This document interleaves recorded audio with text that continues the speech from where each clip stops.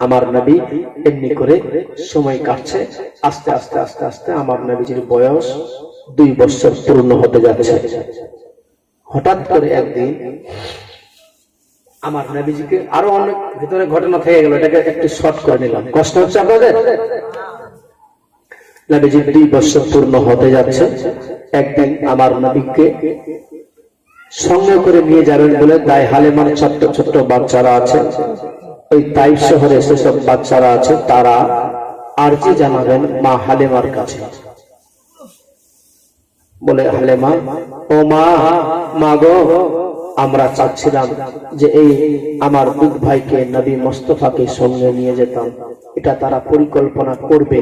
তার আগের রাত্রিতেই সন্ধ্যাবেলায় আমার নবীজি জিজ্ঞেস করেছেন, মা, ও মা, আমার নবী 6 বছর বয়সে 6 মাস বয়সে কথা বলতেন। নবীজি 6 মাস বয়সে কথা বলেছে, তার মানে একেবারে আলাদা বুঝে নিতে হবে। আমার নবী বলছেন, মা, ও মা, আমার দুধ ভাইদেরকে দেখতে পাচ্ছি না, তারা সন্ধ্যায় সকালে বের হয়, সন্ধ্যায় আসে, সারাদিন তাদেরকে দেখতে পাচ্ছি না। বলে বাবা, ও বাবা, আসলে আমরা খুব গরিব, আমাদের খুব অভাব আছে বাবা, যার জন্য আমার সন্তানেরা চলে যায় ছাগল চড়াতে জঙ্গলে, সারাদিন থেকে সন্ধ্যাবেলায় আবার ফেরত আসে। আমার নবী বলেন, মা, ওগো মা, আমাকে কি যেতে দিবে? মা যদি যেতে দিতে গেলে তাহলে কতই না ভালো হতো।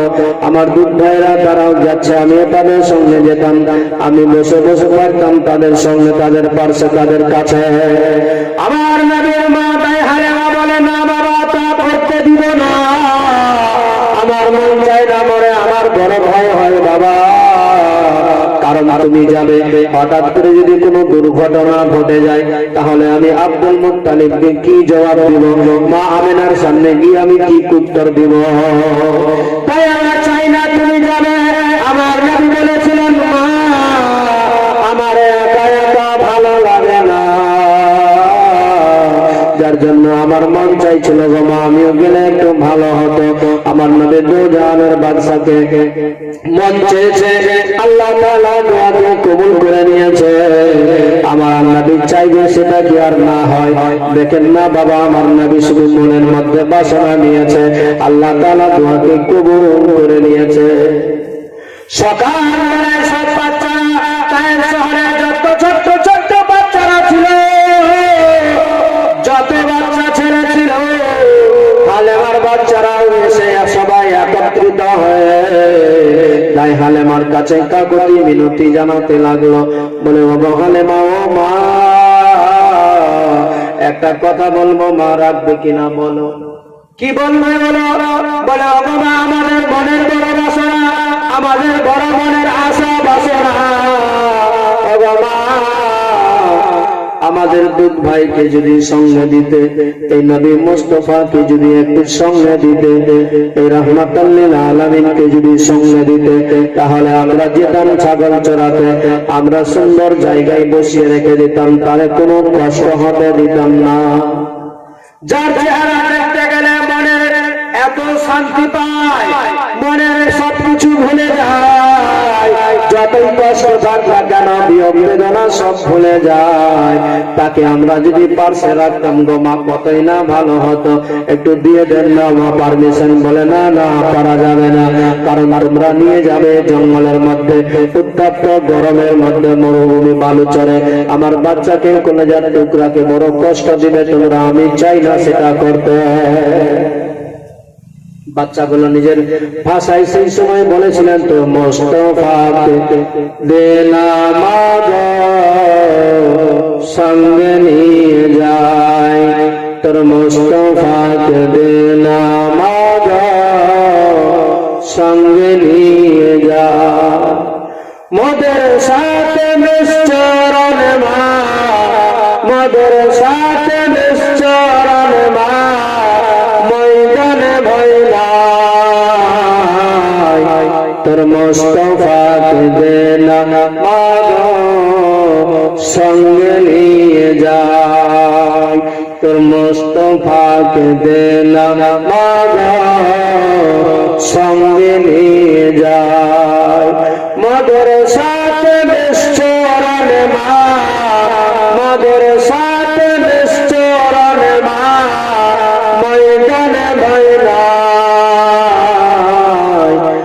মোস্তফাকে দে না মাগো সঙ্গে নিয়ে যা, তোর মোস্তফাকে দে না মাগো সঙ্গে নিয়ে যা। এই মুস্তফাকে কোনো কষ্ট পেতে দিব না, তোমার জানের জান কলেজার টুকরার কোনো কষ্ট হতে দিব না। দিন না বাবা একটু সঙ্গে নিয়ে যাবো মা, আমরা নিয়ে গিয়ে বড় আদর যত্ন করে রাখবো মা। খুরমা পাতার খেজুরে আমরা দিব, খুরমা পাতার মধ্যে আমরা খেজুর খাওয়াবো গো মা। আমরা খেজুর পাতার তাজ বানিয়ে আমরা তাকে রাখবো, কোনো পাপ লাগবে দিব না। আমার মায়ার নবী দয়ার দাঁড়িয়ে বলেছিলাম গো মা, কেন এত বাধা দিচ্ছ যাওয়ার, একটু পারমিশন দিয়ে দাও না মা। একটু আমার বড় মন চাই মা, একটু আমিও যেতে চাই। আমার মা বোনেরা, আমার মায়ার নবী দয়ার নবী যাবে, যার জন্য দায় হালেমার কোনো কথা না বলতে পারে। শেষ পর্যন্ত আমার নবীকে যাওয়ার জন্য পারমিশন দিয়ে দিল, আমার নবীকে যাওয়ার জন্য পারমিশন দিয়ে দিল। সব বাচ্চারা যত টাইপের বাচ্চা ছিল, দায় হালেমার ছেলেরাও খুশি হয়ে গেল, বলে আল্লাহ গো মা তুমি বড় কথাই না ভালো করলে, যার জন্য এতক্ষণ ধরে তাকে বিনতি করলাম, আজকে তারে আমার ফেলে দিলে, আমাদের সঙ্গে দিলে, আমরা নিয়ে যাবো, কোনো কষ্ট হতে দিব না। যদি নিজের জীবন যাই জীবন দিয়ে দিব, কিন্তু তার প্রতি কোনো দুঃখ আসতে দিব না। ও আমার মায়েরা, আমার মায়ার নবী দয়ার নবীকে নিয়ে বের হচ্ছে, ছাগলগুলোকে সামনে দিকে রেখেছে। ভেরি ছাগল যত ছিল বাবা সবগুলোকে সামনে দিকে হাঁটাচ্ছে, কিন্তু প্রতিদিন যেইভাবে এই হালেমার বাচ্চারা, ওই জায়গার পায়ের শহরের বাচ্চারা যেইভাবে প্রতিদিন ছাগলকে নিয়ে যায়, সেই দিনও সেইভাবে নিয়ে যেতে চায়। ছাগলগুলোকে সামনে বাড়ায়, বাচ্চারা পিছন দিকে তারা হাঁটায়, কিন্তু আজকে দেখা যায় শত চেষ্টা করার পরও ছাগলগুলো সামনে আর বাড়তে চায় না। এত চেষ্টা করে মারে, কিন্তু তারপরেও সেই ছাগলগুলো আগায় না, কোনো মতেই সামনে বাড়ে না। লাস্টের দিকে আমার দায় হালেমা বলতে লাগলেন, বাবুরে তোমরা শত চেষ্টা করলেও পারবে না, এমনি করে আমার কলেজার টুকরা সন্তানকে নিয়ে আগে বাড়ো, ছাগলগুলো দেখবে অটোমেটিক চলতে লেগে যাবে। কিন্তু দেখুন না বাবা, বাচ্চাগুলো আমার মায়ার নবী দয়ার নবীকে নিয়ে যেমনি সামনে বেড়েছে, ওই ছাগলগুলো যেই ছাগল বাচ্চাগুলো, ছাগলগুলো যেই বেড়িগুলো ভেড়াগুলো চলছিল না, আমার নবী যেমনি সামনে চলতে লেগেছে, পিছন দিকে এই ছাগলগুলো চলতে লেগে গেল। ছাগল পর্যন্ত একটা জন্তুরা আমার নবীর ভালোবাসা কেমনি ভাবে, নবীর প্রতি আদর কি আছে সেটা পৃথিবীর মানুষকে বুঝিয়ে দিয়েছে। নবীর প্রতি কি প্রেম ভক্তি ভালোবাসা, যে ছাগলগুলো পর্যন্ত সামনে বাড়লো না, আমার নবীকে সামনে আগায়, তারপরে পিছন দিকে চলতে লাগলো। চলতে চলতে চলতে চলতে জঙ্গলে চলে গেল। আমার নবীজিকে নিয়ে তারা খেলাধুলা করবে বলে মনে করেছে।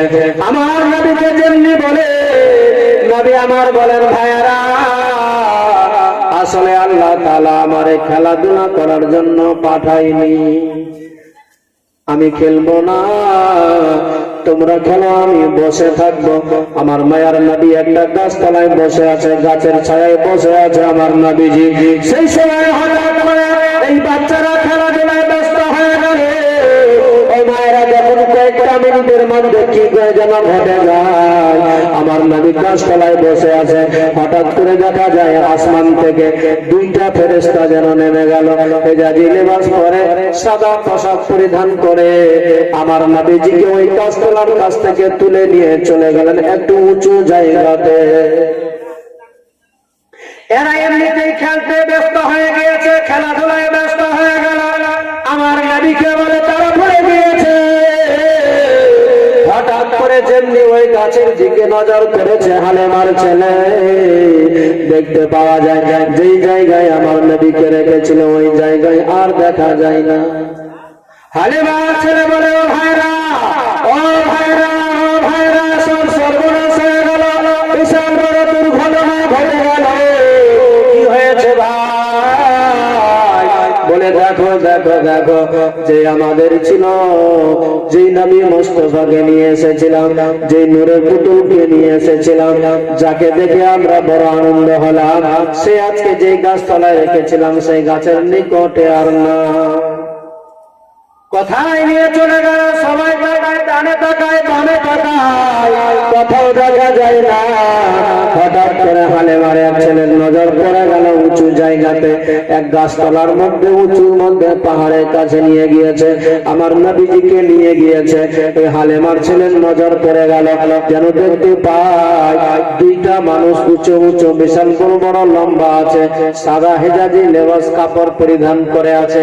সে যেন দূর থেকে দেখতে পাচ্ছে আমার মায়ার নবী, দয়ার নবীর এই গলার মধ্যে হুলকুমের কাছে চাকু লাগিয়েছে, আর নাভি পর্যন্ত সিনাটাকে ফেরে দিয়েছে।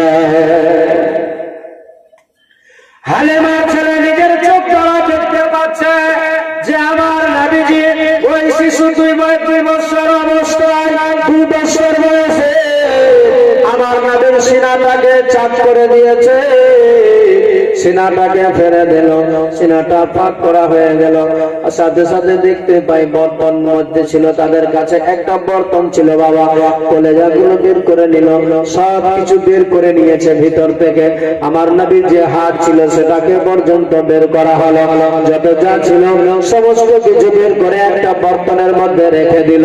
ওই বর্তন থেকে ধুয়ে ধুয়ে আমার সাবিক যেমনি ছিল সেই জায়গাতে বসিয়ে দিল। আমার নবী চুপচাপ বসেই ছিল বাবা, আর ফ্লাস্টের দিকে যেন কি একটা দিয়ে সুই দিয়ে যেন সেলাই করে দিল, দিয়ে তারা যেন উড়ে চলে গেল। এই বাচ্চাটা যেমনি এই বিষয় দেখেছে, এই দৃশ্য দেখেছে, সঙ্গে সঙ্গে দৌড়াতে দৌড়াতে বাড়িতে গিয়েছে, বলে মা,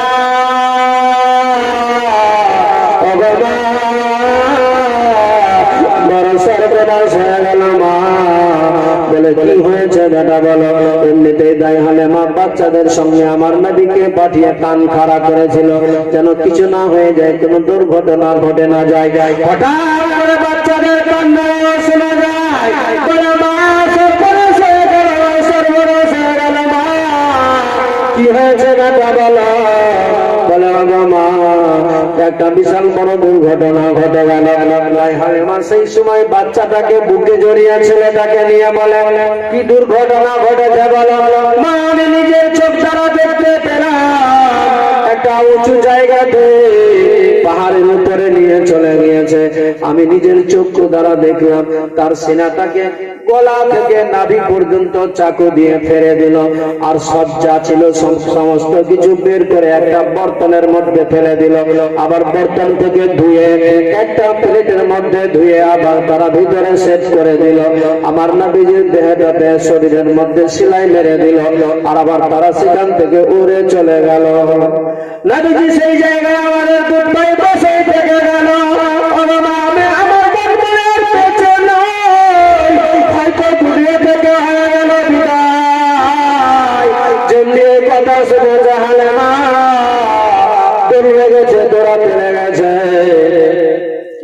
গতিতে দৌড়াতে দৌড়াতে চলে গেল, ওই জঙ্গলের মধ্যে গিয়েছে।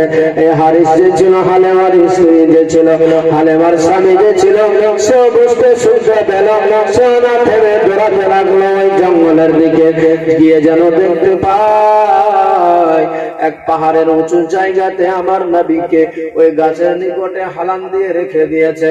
আমার নবীজি সেই জায়গাতেই বসে আছে। হালিমা গিয়ে বলে, মা, ও বাবা, বাবা রে, হয়তো তোমার বড় বিশাল বড় ক্ষতি করে দিয়েছে। আজ আমি চাচ্ছিলাম না তোমাকে পাঠাতে, আমি জানি হয়তো এমনি করে তোমার কোনো দুর্ঘটনা ঘটে যাবে, আর সত্যিটাই ঘটে গেল বাবা রে। আমি চাচ্ছিলাম না তোমারে পাঠাতে, কেন এমনি ঘটে গেল বলো বাবা, কি হয়েছে? আমার নবীটাই হালেমার দিকে হাত কানা বুলাচ্ছে, বলে মা থামো, মা থামো, আসলে কিছু আমার হয়নি মা, তুমি কান্না করো না, কেঁদে লাভ হবে না মা, আমার কিছু হয়নি মা, শোনো মা, শোনো শোনো শোনো। দাই হালেমা বলেন, আমার নবীজির চেহারা অন্য টাইমে যেভাবে ছিল, কিন্তু যখন সিনাটাকে চাক করা হয়েছিল সেই সময় দাই হালেমা বলেন আমার নবীর চেহারাটা একটু মোলায়েম হয়ে গিয়েছিল।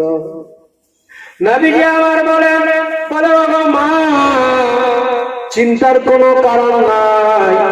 আমার সব ভাইয়েরা তারা খেলাধুলা করছিল, আমি গিয়ে বসেছিলাম গাছতলাতে, আমারে তুলে নিল, তুলে নিয়ে এই জায়গাতে উঁচু জায়গাতে রেখে দিয়েছে। আর রেখে দিয়ে একটা চাকু একজন যেন বের করলো। দুইজন সাদা পোশাক পরিধান করেছিল, সাদা কাপড় পরেছিল, তাদের চেহারাটা ধবধবা সাদা ছিল। তারা বের করে যেমনি উপরে নিয়ে আসলো আমাকে, একজনের হাতে দেখলাম একটা চাকু আছে, আর একজনের হাতে দেখলাম একটা প্লেট রয়ে আছে, প্লেটে অনেকগুলো পানি আছে। সেই সময় আমার সিনার মধ্যে এই গলাতে যেমনি চাকুটা লাগিয়েছে নাভি পর্যন্ত চরচর করে ফেলে দিল, কেটে দিল। আমার ভিতরে যা ছিল সব বের করে এই বর্তনের মধ্যে রেখেছিল, বর্তন থেকে ধুয়ে আবার সাবিক আমার ভিতরে ঢুকিয়ে দিল। ও মা, যখন আমার কেটেছিল মা গো, আমি তখন নিজের চক্ষু দ্বারা দেখতে পাচ্ছিলাম, চোখ খুলে দেখছিলাম। আমি অজ্ঞান অবস্থায় ছিলাম না, আমার জ্ঞান ছিল। আমি যেন সেই সময় দেখলাম যখন আমার এই সিনাটা গলা থেকে নাভি পর্যন্ত ফেরেছে, এক কাতরা, একটা ফোঁটা, একটা রক্ত পর্যন্ত এক কাতরা যায়নি, এক কাতরা রক্ত পড়েনি। সেই সময় আমার নবী যেমনি এই কথা বলে, ও মা, আমার কোনো কষ্ট হয়নি মা, আমার কিছু হয়নি, আমার কোনো ব্যথাও করে না, আমার কোনো লাগে না। মা তুমি চিন্তিত হয় না, আমার কিচ্ছু হয়নি। কিন্তু দাই হালেমার বড় ভয় হচ্ছে যে বলা যায় না যদি কোন শয়তানি হয়ে যায়, কারণ হালেমা তো জানে না যে এর কাছে শয়তান ভিড়তে পারে। বলে যদি কোন রকম শয়তানি হয়ে যায় তাহলে বিশাল বড় সমস্যা হয়ে যাবে, যদি কিছু হয়ে যায়, জিন ধরে নেয়, তাহলে গেলে এই আমাকে আমেনাও ছাড়বে না, আর আব্দুল মুত্তালিবও ছেড়ে কথা বলবে না। আমার নবীকে নিয়ে চল আসলে নিজের বাড়িতে এসে ভাবছেন, কথা বলছেন। ওই হালেমার আশেপাশের যারা ছিল তারাও আসলো, কারণ তারা সবাই হালেমার পাগল হয়ে গিয়েছিল এই জন্যই যে আমার নবী ওই হালেমার বাড়িতে ছিল বলে। ওই হালেমার বাড়িতে থাকার কারণে তাইতে যত বাড়ি ছিল সবার উপকারী হচ্ছিল, সবাই আমার নবীকে ভালোভাবে জেনে গিয়েছিল। যার জন্য সেই সময় ওই হালেমাকে বলে, ও হালেমা, হালেমা, তুমি যে কথা শোনালে আমাদের মনে বড় ভয় হয়, হয়তো যদি এই ছেলেটা বাচ্চাটাকে জিনে ধরে নেয় তাহলে গেলে বিশাল বড় ক্ষতি হয়ে যাবে, যদি মেরে দেয় তাহলে তুমি কি জবাব দিবে আমিনার সামনে? যে কাবাখানার মতওয়াল্লি আব্দুল মুত্তালিব, তার কাছে গিয়ে তুমি কি জবাব দিবে? তোমারে বড় সাজা দিবে, তোমার জীবন রাখবে না, তোমাকে মেরে দিবে। অতএব দেরি না করে যদি নিজের জীবন বাঁচাতে চাও তাড়াতাড়ি করে এই ছেলেকে তার কাছে, আমিনার কাছে তুমি ফেরত দিয়ে চলে আসো। হালেমাও সবার কথাটাকে যুক্তিযুক্ত মনে করলেন।